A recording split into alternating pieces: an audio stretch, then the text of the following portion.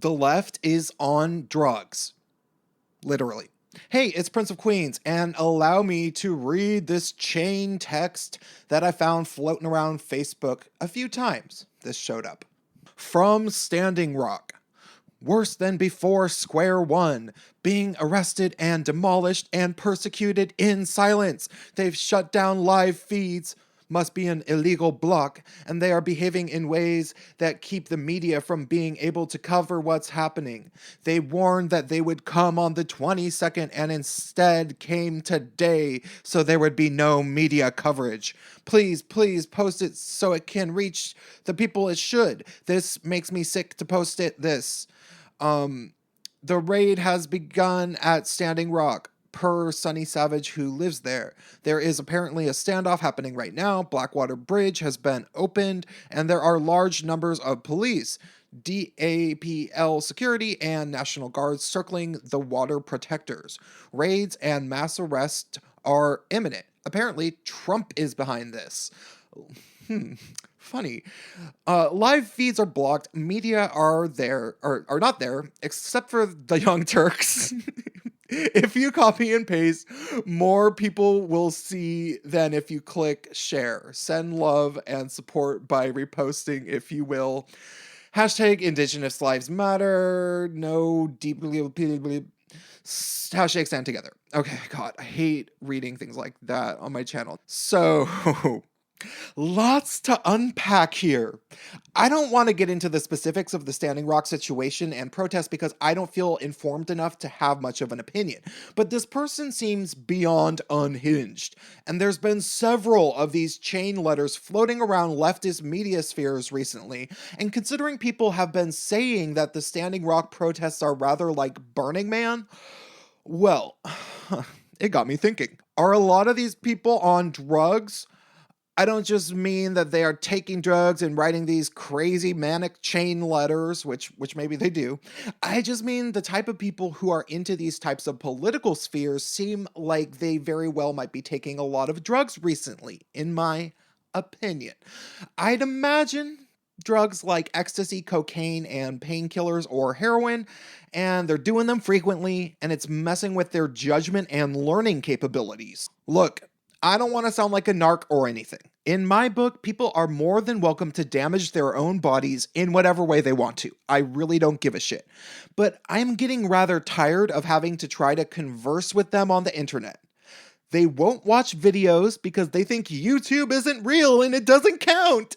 And they won't even read articles half the time, even from sources they trust if it doesn't match the narrative and their confirmation bias. I just can't believe they are like this still.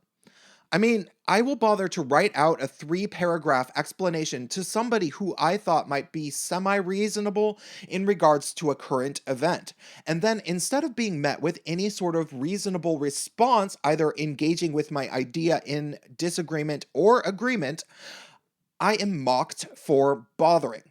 And then when I object to it, I always get blamed for supposedly starting the argument. Why are they doing this? Well, prior to the election being finished, I think these people just didn't want to speak badly about their own side in any way because it could jeopardize the victory of Empress Clinton. However, now that they've officially lost, they'll still deny that my vision of reality might have any validity, even though I was one of the only people in the entire world that confidently predicted Trump winning the election. Hundreds of my regressive leftist friends have dug their feet into the dirt and refused to entertain any of my ideas in the slightest. And anybody who says anything that resembles anything like I do, they also won't pay attention to. I don't know what's wrong with them. I think they're on drugs. You'd think by now they might be starting to consider looking into what I'm saying, but half the time, no, they just get mad at me and basically call me an asshole, know-it-all conspiracy theorist for trying to make sense of the world that we now most certainly 100% definitely live in for fucking sure. I think a few of them are just people who have never been able to shift their entire worldview in the way that I have numerous times by now. People think things are one way and that it will always be that way. Like that it's totally acceptable to make fun of gay guys constantly, for example, and then a few years later it becomes socially unacceptable, and they adapt, sometimes slowly. But a lot of people seem to lose that ability in their 30s or 40s or so.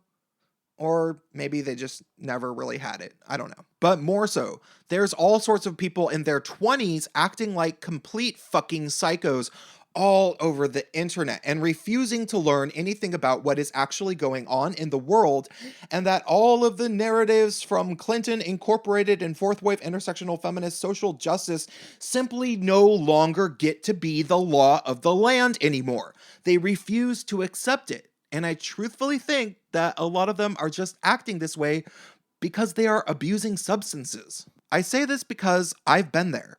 I've been in shitty periods of my life where I was drinking every night and other things that I absolutely do not endorse. Now, in fairness, I'm half Belgian Irish, so I can drink every night and still be able to wake up and ingest a bunch of information and process it every day if I'm feeling good.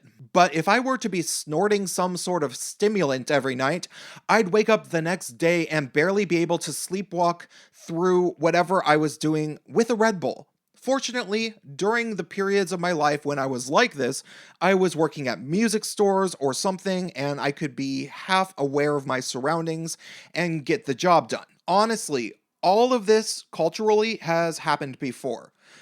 I was 18 when George W. Bush got elected, and I remember all sorts of crazy behaviors from my peers in college. The changeover from Clinton to George W. Bush was weird. People acted like lunatics. PC people were still big, but they knew they were losing power, at least subconsciously, though they doubled down, same as they do now. They were obnoxious as hell. They needed to loosen up. I can understand that urge to loosen up. I really can't. And taking some drugs might help them cope or whatever. And if they take the right drugs at the right time, they might even open up their minds in a way that makes them open to new ideas. Fortunately, those epiphanies don't usually happen when they are arguing with me on the internet, and definitely not when they are violently protesting. That's all I have to say for tonight. Drop me a comment, help me out on Patreon if I seem cool, and stay tuned.